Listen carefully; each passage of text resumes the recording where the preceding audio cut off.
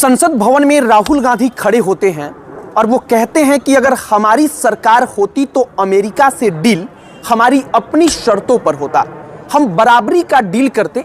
हमें इस तरीके से डील में महसूस हो रहा है जो मौजूदा वक्त में हुआ है कि अमेरिका ने भारत को नौकर के जैसा ट्रीट किया है, मतलब कि नौकर के जैसा अमेरिका ने समझा है। राहुल गांधी यह सब कुछ संसद भवन में खड़े होकर कहते हैं, जोरदार हंगामा होता है।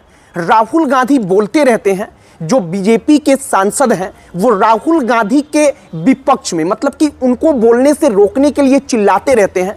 तमाम चीज़ें चलती रहती हैं, लेकिन राहुल गांधी जो तमाम चीज़ें कहते हैं अमेरिकी डील को लेकर, हमने सोचा कि जरा उसके बारे में एक बार चर्चा की जाए।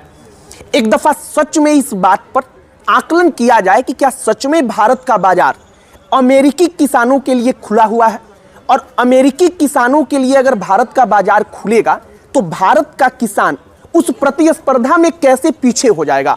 सब कुछ बताएंगे, सब पर चर्चा करेंगे। लेकिन आगे बातचीत करने से पहले हमारा नमस्कार स्वीकार करिए। हमारा नाम मोहित कुमार सिंह है। सबसे पहले राहुल गांधी जो कहते हैं उन पॉइंट्स को समझने का प्रयास कीजिए। राहुल गांधी कहते हैं कि अमेरिका का आयात 46 अरब अमेरिकी डॉलर से बढ़कर अगले कुछ महीने में 146 अरब अमेरिकी डॉलर हो जाएगा, जो अप्रत्याशित तौर पर वृद्धि होगी।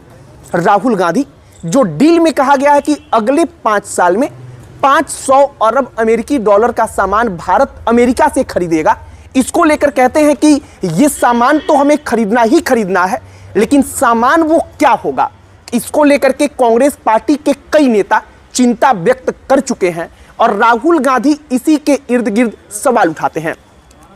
ये हो गई राहुल गांधी की बात, जो राहुल गांधी संसद भवन में बोलते हैं।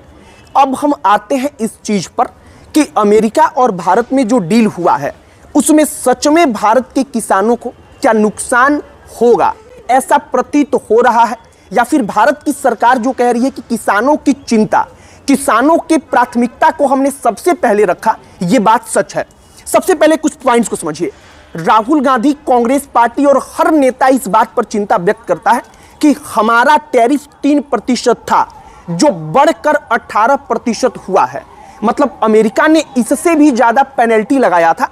उसने कहा कि डील होने के बाद हम पेनल्टी खत्म करते हैं, लेकिन फिर भी हमारे ऊपर, हमारे सामानों के ऊपर जो टैरिफ लग रहा है वो 3% से बढ़कर, जो पूर्व में 3% था, वो 18% हो चुका है। अब दूसरा पॉइंट समझिए, जो कांग्रेस पार्टी, तमाम विपक्ष के नेता इस बात को लेकर हंगामा करते हैं, जिसमें वो कहते हैं कि अमेरिकी शर्तों पर डील हुआ है। वो बात यह है कि उनका टैरिफ जो 16% लगा करता था वो 0% हो चुका है, जो विपक्ष कह रहा है, जो कई सारे किसान संगठनों के नेता कह रहे हैं।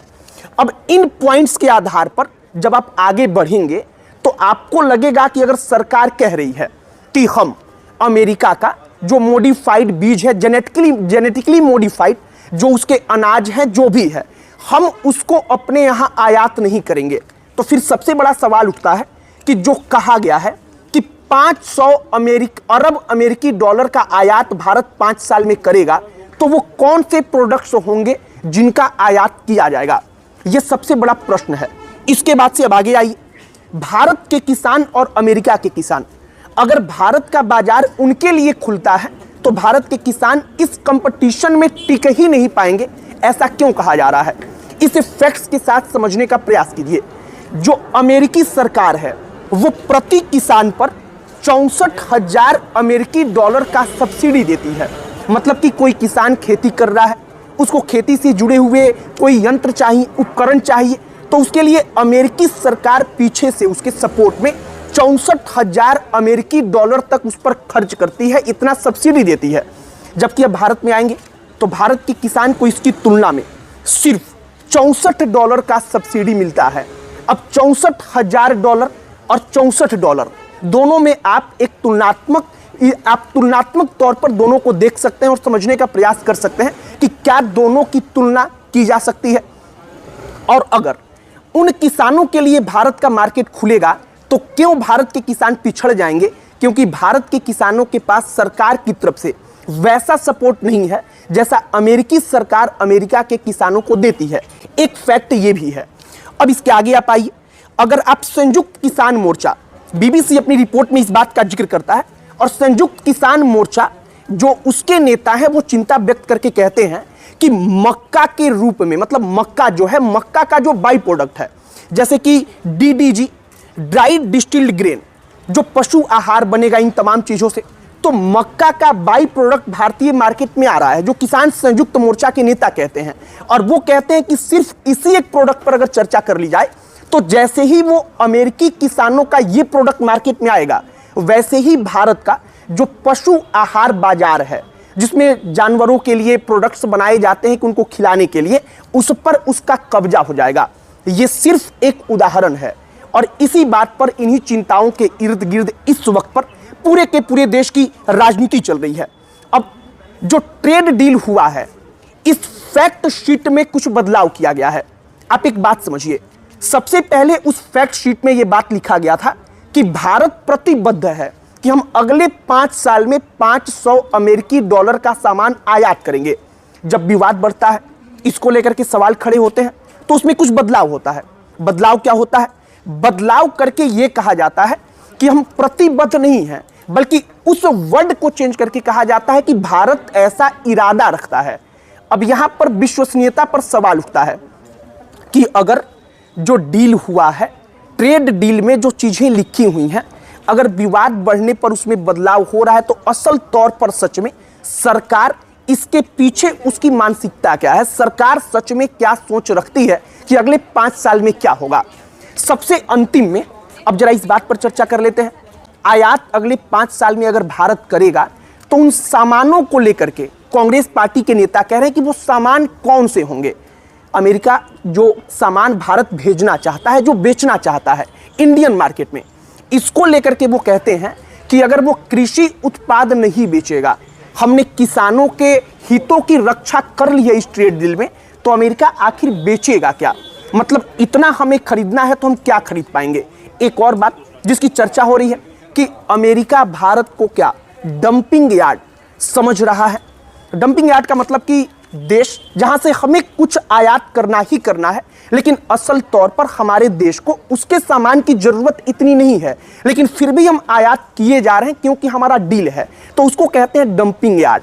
यानी कि सामान उस देश में बस भेजते जाओ, हमारा डील चल रहा है। राहुल गांधी एक और महत्वपूर्ण बात करते हैं, वो कहते हैं कि भारत में जो जनसंख्या है, जो उसका डेटा है, वो हमारी सबसे बड़ी पूंजी है। अगर सरकार चाहती तो भारतीय लोगों का मार्केट अमेरिका की शर्त पर ना खोलकर जो डील हुआ है वो अपनी शर्तों पर हो सकता था। राहुल गांधी कहते हैं कि हमारे पास इतना बड़ा बाजार है, इस बाजार का इतना बड़ा मार्केट है, अगर हम चाहें तो पूरी की पूरी दुनिया के लिए सबसे बड़े बाजार बन सकते हैं अपनी शर्तों पर। बाकी लोकसभा में जो सब कुछ चल रहा है, राहुल गांधी जो सब कुछ बोल रहे हैं, उस पर हंगामा हो रहा है, उस पर चर्चाएं हो रही हैं, और सरकार की तरफ से जो अमेरिका के साथ ट्रेड डील हुआ है, हमने सोचा कि मोटे तौर पर, चूंकि ये इतना कठिन है, इतना उलझा हुआ है कि ट्रेड डील के बारे में अगर आप जाकर के पढ़ेंगे, जो उनके टर्म्स यूज किए गए हैं वो आम लोगों के समझ में नहीं आएंगे। तो हमने सोचा कि जरा आपको सरल भाषा में एक बार समझाने का प्रयास किया जाए कि वाकई में इससे किस नुकसान का डर है जिसकी चर्चा बार बार की जा रही है। बाकी हमने सब कुछ आपको बताने का प्रयास किया है। आपकी प्रतिक्रिया इस पर क्या है, कमेंट बॉक्स में लिखकर बताइएगा। अन्य कोई टॉपिक जिस पर आप चाहते हो कि हम चर्चा करें, उसे भी कमेंट बॉक्स में लिखकर बताइएगा। न्यूज़ पॉइंट की कोशिश होगी कि उस टॉपिक पर भी हम चर्चा करें, उस पर भी बातचीत करें। बाकी न्यूज़ पॉइंट के यूट्यूब पर अगर हमें आप देख रहे हैं तो चैनल के साथ जुड़ जाइएगा। फेसबुक पर देख रहे हैं तो वहाँ भी हमारे साथ जुड़िएगा, हम ऐसे कॉन्टेंट आपके लिए लेकर आते रहेंगे। बाकी अंत में हमारा परिचय, हमारा नाम मोहित कुमार सिंह है। बहुत बहुत धन्यवाद।